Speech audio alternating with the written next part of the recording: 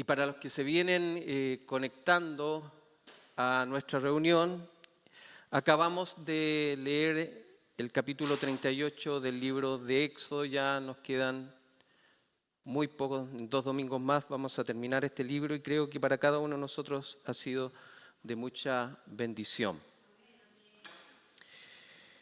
El domingo pasado contemplamos la doble naturaleza de Cristo, reflejada en particular en todos los muebles que estaban en el interior del tabernáculo, esta especie de templo, carpa pequeño, en donde se supone, y así lo declara Dios, que era la morada de Dios para poder relacionarse y tener comunión con su pueblo. Ese lugar estaba dividido tanto en el lugar santísimo como el lugar santo. La mayoría de los muebles fueron construidos de madera de acacia, una madera muy resistente, pero también común, lo que hablaba de la humanidad de Cristo y en particular esa humanidad sin pecado. También todos estos muebles en el interior del tabernáculo estaban recubiertos por oro puro, un oro que apuntaba a la divinidad gloriosa de Dios y también a la naturaleza divina de Cristo. 2 materiales, una sola persona, un solo Redentor, verdadero hombre y verdadero Dios, unidos sin mezcla y tampoco sin ni confusión. Ahora en este capítulo 38 nos vamos a salir del tabernáculo, y vamos a estar en el atrio, en el patio mismo de aquellas dependencias. Vamos a pisar tierra, polvo. Ya no vamos a ver oro, sino bronce y madera de acacia. Vamos a encontrarnos con el altar del holocausto y con una fuente de bronce de agua conocida como el lavacro. Estos son señales visibles también de Cristo, de Dios, y apuntan al juicio y la purificación. Cristo sigue siendo hombre en esta conexión que hacemos, tipológica, pero ahora ya este Cristo está revestido de juicio, porque el Salvador, que se mostró como el Cordero, como aquel que se ofreció como nuestro sustituto, también es aquel que sobre él cae el juicio de Dios, ¿cierto? Y en ese sentido, la justicia de Dios nunca está ausente de esta relación que tiene con el hombre. Así que de aquí en adelante no vamos a caminar por lugares donde hay querubines de oro, sino que vamos a caminar en el medio del polvo y entre brasas, entre fuego. En esta parte del patio o atrio vemos mayoritariamente bronce en todos estos muebles que se construyen en el exterior.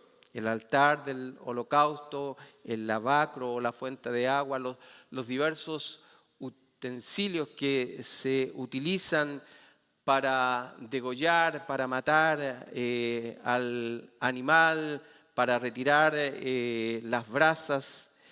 Todo eso es de bronce. Y uno podría decir, bueno, ¿por qué no es oro u otro material, sino bronce? Bueno, porque el bronce tiene como característica resistir muy bien el fuego. Es muy resistente.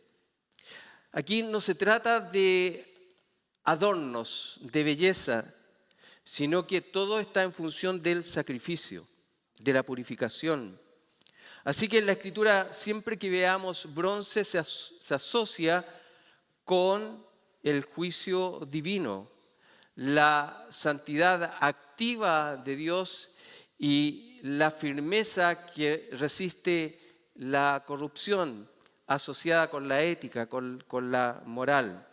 Y eso lo vamos a encontrar a propósito del bronce empleado, algunos pasajes en las Escrituras que apuntan a esto. Por ejemplo, en Números capítulo 21, versículo 9, dice que cuando el pueblo de Israel en medio del desierto nuevamente tuvo una actitud rebelde, Dios les envió como juicio serpientes venenosas que con la mordedura producían muerte. Así que en ese juicio también hubo gracia, misericordia. Y Dios le dice a Moisés que haga una serpiente de bronce y que la levante, para que todo aquel que es mordido por esa serpiente y no le queda otra esperanza simplemente que la muerte, al mirar a esa serpiente de bronce, ¿cierto?, sea salvado. El bronce lo que está indicando juicio de Dios sobre el pueblo, pero el que la mira también produce salvación. Así que hay un juicio y a la vez hay sanidad. Y en los capítulos 27 y 38 que estamos viendo ahora, ¿cierto?, cuando se habla justamente de bronce, tenemos que asociarlo a esto. Ese bronce que se utiliza para que el fuego arda, en este caso el juicio de Dios sea ejecutado, que consume toda la ofrenda. En términos de justicia, ética, moralidad, también escribe el profeta Jeremías en el capítulo 1, versículo 18. Dice, a ti, Jeremías, te he puesto como muro de bronce. Y esto significa que el profeta Jeremías frente al pueblo, en esa figura, ¿cierto?, lo que representa es la justicia, la pureza, la santidad de Dios frente a la corrupción del pueblo, con un mensaje profético y de juicio si no se arrepienten.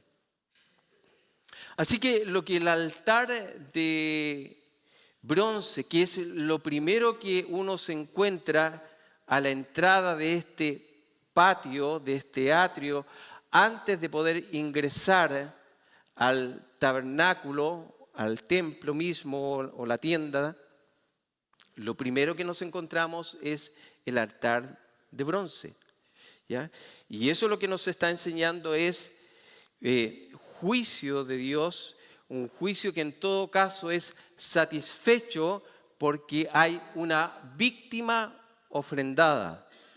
Y por lo tanto el acceso hacia el interior, hacia la presencia, hacia la morada de Dios es restaurada. Eso es lo que le está indicando, señalando al pueblo de Israel con toda esta forma de construir el tabernáculo y en particular el patio. Así que cuando leemos los primeros versículos de este capítulo 38, se nos indica que se construyó también el altar del holocausto de madera de acacia y lo recubrió de bronce. El que quiere adorar a Dios o el que quería adorar a Dios, traer una ofrenda, que Dios le escuchara su adoración, su oración, su petición, lo primero que el adorador encontraba al cruzar este atrio era un velo. Y en este acto de adoración no se encuentra ni con música, ni con danzas, ni con canto, sino que se encuentra con un altar. No era incienso como había en el interior,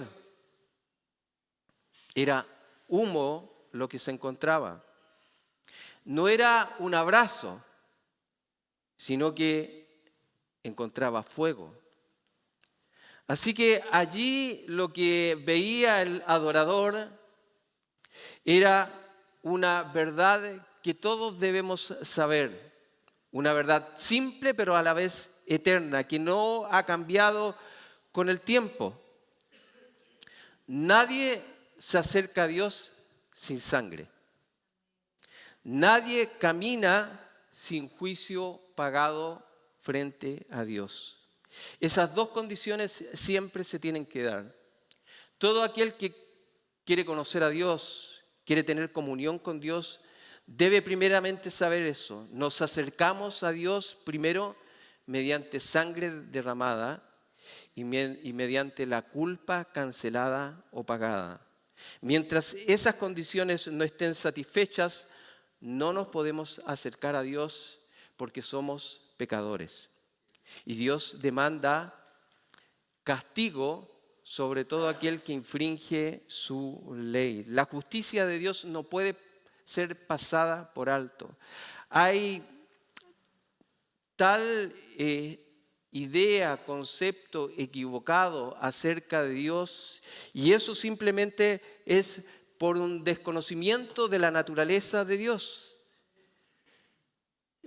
Es cuestión de que incluso nosotros mismos tengamos esa malformación acerca de quién es Dios, cómo nos relacionamos de Dios y por qué podríamos llegar a tener comunión con Dios. No parte por algo que haya en el ser humano, sino simplemente por la iniciativa de Dios. Si nos podemos acercar a Dios de alguna manera determinada es porque Él ha provisto los recursos y los medios. Así lo conectamos tipológicamente con el libro de Hebreos. Dice Hebreos 9:22, teniendo como figura lo que estamos contemplando, lo que estamos estudiando. Y casi todo dice es purificado según la ley con sangre. Y sin derramamiento de sangre no hay remisión, no hay rescate, no hay deuda cancelada o pagada. Debe haber sangre. La pregunta es, ¿con qué sangre? ¿Con qué sangre es la que nos acercamos a Dios para restaurar nuestra relación con el Señor? Así que cuando el adorador va con su ovejita, con su animal para ser sacrificada, y esto de manera continua, el judío, el pueblo de Israel debe entender que gracias a ese animal muerto, degollado, su sangre derramada, puede tener comunión con Dios. La pregunta es, ¿cómo lo hacemos nosotros? Porque hoy en día ya no hay un altar encendido, no hay en ese altar un animal muerto que se degolla y se derrama su sangre y es consumido por el fuego. ¿Cómo nos acercamos a Dios? Y eso es lo que las Escrituras nos están enseñando para poder tener una correcta idea de cómo nos acercamos al Señor. Hebreos 13, 10 al 12 dice lo siguiente, teniendo la misma figura. Tenemos un altar del cual no tienen derecho de comer los que sirven al tabernáculo. ¿Qué es lo que está diciendo aquí? ¿Quiénes son aquellos que no tienen derecho de comer los que sirven al tabernáculo? Porque todo esto que estamos viendo en el Antiguo Testamento en tiempos de Jesús, con la iglesia, con este nuevo pacto, en donde se cumplen todas las figuras que apuntaban a la obra de Cristo, ¿a qué se refiere el autor de Hebreo que tenemos hoy en día un altar que no es ese mismo altar, del cual algunos no tienen derecho de comer, los que sirven al tabernáculo?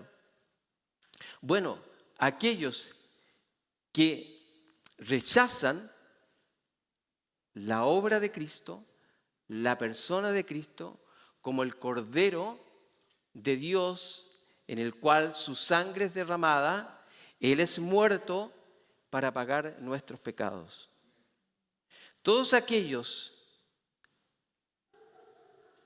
personas que querían acercarse a Dios de una manera distinta, con un sacrificio distinto de lo que el Evangelio nos propone, nos ofrece, no tienen derecho de participar de la obra de Cristo. ¿Nosotros tenemos derecho o no de participar del sacrificio de Cristo? Por su gracia, por su misericordia, nos acercamos a este altar y sí comemos cuando lo hacemos en la Santa Cena, recordando el sacrificio de Cristo con ese sentido y con ese propósito. Dice, porque los cuerpos de aquellos animales, mirando a esto, cuya sangre a causa del pecado, a causa del pecado era puesto este animal y degollado. Una vez que ese animal es degollado, una vez al año, esa sangre era introducida en el santuario por el sumo sacerdote, ¿cierto? Y también era quemado el animal completamente y retirado fuera del campamento. Eso es lo que se hacía una vez al año el pueblo de Israel para expiar los pecados del pueblo. Ahora también, apuntando tipológicamente a Cristo, nos llama esto, que ese animal, a diferencia de otras veces donde algunas partes no eran consumidas completamente ni quemadas, sino que los sacerdotes tenían derecho a comer de ese animal, una vez al año eso no lo podían hacer. El animal era quemado completamente y retirado como una simbología de que en ese animal quemado completamente iban los pecados del pueblo y ese animal era retirado fuera del campamento. El pueblo ceremonialmente había quedado purificado y restablecida su relación con Dios. Si esto apunta a Cristo, ¿cómo lo hizo Cristo? Bueno, Jesús murió como el cordero inmolado en la cruz del Calvario. Y no lo hizo dentro de la ciudad, sino que fuera de la ciudad. Y Él llevó nuestros pecados. Y ahora, ¿cómo nos beneficia ese sacrificio a nosotros? Por medio de la fe, mirando esa cruz y ese cordero inmolado, por medio de la fe, somos perdonados, limpiados y restaurados nuestra relación con Cristo. Es la fe el medio y el camino, el cual, o el instrumento, el cual nos permite asociarnos de esta verdad. Siempre ha sido así. Y siempre debiera haberlo entendido el pueblo de Israel de esta manera. Se debieran haber acercado siempre para adorar a Dios de esta manera, por medio de la fe. Así que nosotros ya no tenemos necesidad de esto, pero nuestra fe, que es un don de Dios, nos conecta y nos comunica con este sacrificio y lo hace realidad en nuestras vidas. Así que cuando como pueblo de Dios, como congregación, un día de domingo, venimos a este lugar, adoramos al Señor por medio de la fe y las promesas de Dios se cumplen en nosotros. Así que también Jesús, para santificar al pueblo, dice, mediante su propia sangre, padeció fuera de la puerta.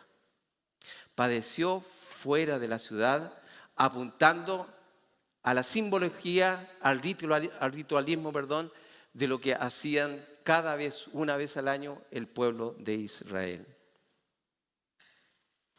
En el altar de bronce, lo que debemos tener claro es que la justicia de Dios nunca se puede ignorar.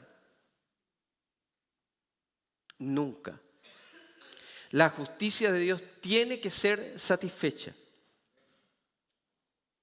Por eso el altar con todo esto no es una simbología vacía, sin sentido. tiene propósito y nosotros debemos comprenderlo por medio del Espíritu Santo, para que tenga resultados espirituales en nuestra vida. Esto apuntaba a que este altar cuadrado, donde se prendía fuego y se ponía un animal, apuntaba a la cruz. Ese es el altar nuestro hoy en día. Y el Cordero es Jesucristo, que fue muerto en esa cruz. Y este Cordero fue perfecto y sin mancha. Y sobre él cayó el fuego de Dios. El juicio de Dios fue nuestro sustituto. Por eso que el altar es más sencillo que los muebles del interior. Quizás más tosco. Recubierto solamente de bronce y no de oro. ¿Por qué? Porque lo que siempre muestra es el juicio de Dios. No le interesa a Dios que esto se muestre como algo bonito, adornado de mucho oro o de muchas cosas, sino que de algo simple, apuntando a la justicia de Dios que arde sobre el animal puesto. También apunta a una gran verdad, y el salmista David lo podríamos decir mediante la inspiración del Espíritu Santo encuentra esta verdad. El Salmo 85:10 dice: la misericordia y la verdad se encontraron. La justicia y la paz se besaron. Esto quiere decir que el altar no niega la verdad del juicio, sino que la satisface a través de la provisión divina. En el altar la justicia nunca es abandonada, sino cumplida, y por eso puede haber paz. Es por eso que nosotros tenemos paz. Por eso que nosotros hablamos de la paz de Dios. Pero no en un sentido simplemente, aunque es una realidad, una paz emocional que nos da tranquilidad, sino una paz legal. Ya no hay nada que nos condene. El juicio está resuelto, pero no por nosotros, sino por Cristo en favor nuestro. Así que no hay enemistad con Dios, no hay nada pendiente. Todo está resuelto y por lo tanto podemos tener comunión perfecta con Dios por medio de Jesucristo. Así que siempre cuando nosotros comenzamos nuestro servicio, y no siempre lo hacemos, porque no siempre uno está dispuesto a esto. Cuando llegamos y nos reunimos en este lugar, siempre debe estar presente en nosotros que sin altar no hay entrada a la comunión con Dios. Sin sangre no puede haber adoración. Sin Cristo no puede haber comunión. Así que todos estos elementos que están resueltos en Cristo nos permite acercarnos a Dios y adorarlo de manera perfecta. Porque adoramos en Cristo. Dios, su Padre, nos ve a nosotros como su Hijo amado. En segundo lugar, se nos señala que en este patio hay una fuente de bronce llena de agua. Porque una vez que el sacrificio se hacía, ¿cierto? Los sacerdotes, para poder ingresar al tabernáculo, tenían que lavarse las manos y los pies. Hizo asimismo la fuente de bronce de los espejos de las mujeres que estaban reunidas alrededor del tabernáculo. Los espejos de estas mujeres eran de bronce, ¿ya? Y por lo tanto debemos entender que no son como los espejos de ahora. Se veía como una sombra. Y dice: la colocarás entre el tabernáculo de reunión y el altar, y pondrás en ella agua. Si pudiéramos hacer una figura gráfica de lo que ocurría, esto es el tabernáculo, el interior, pero los sacerdotes previamente estaban afuera sirviendo. Y la entrada de este patio, un patio muy grande, lo primero que se encontraban era el altar del sacrificio. Y previo a la entrada del templo estaba esta fuente. Es como que si nosotros ahí en la mampara tuviéramos una fuente y para poder entrar tuviésemos que lavarnos las manos y los pies. Así que después del sacrificio no venía canto, como nosotros. No venía celebración, no había jolgorio, no había risa, sino que venía el lavarse. Porque nadie que no estuviese lavado o purificado podía servir en el interior. Era un mueble sin fuego, pero con agua. Sin cuernos. Recuerden que el altar tenía 4 cuernos en las esquinas que apuntaban tanto al juicio de Dios como a la misericordia del Señor, a su gracia. Allí el sacerdote lavaba sus manos y pies antes de entrar al servicio. Nadie, absolutamente nadie, podía entrar sin lavarse porque si no, moría. Así que el lavacro es la continuación de la gracia de Dios. Porque definitivamente el acceso al lugar santo y santísimo siempre pudiesen haber estado impedidos. Pero Dios, nuevamente debemos entenderlo como esto. Dios provee un medio de gracia para que lo que el hombre no puede hacer porque le es imposible por su naturaleza pecaminosa, haya un recurso, haya un medio de gracia y misericordia que resuelve el tema pendiente del hombre para que pueda adorarle de manera correcta. Así que esto también apunta a Cristo. En Juan encontramos en el capítulo 13 un relato acerca de esto. Jesús quiere lavarle los pies a sus discípulos. Y como siempre, Pedro, siempre ahí impulsivo, dice, no, a mí no me lo puedes lavar. ¿Por qué? Porque estaba comprendiendo que Jesús era santo, era su Señor, era su dueño, su amo, su autoridad.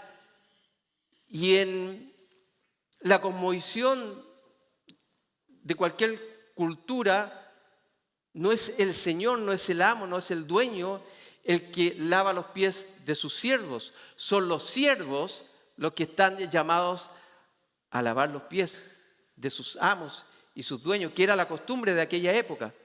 Pero Jesús le dice, si no te lavo yo, no puedes tener parte conmigo.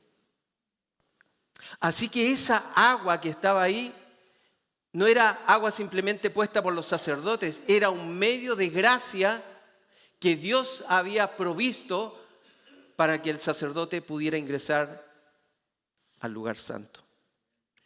Así que Cristo no solamente nos ofrece sangre en el altar, también nos lava, pero ya no con agua, sino con su palabra, y nos renueva mediante su Espíritu Santo.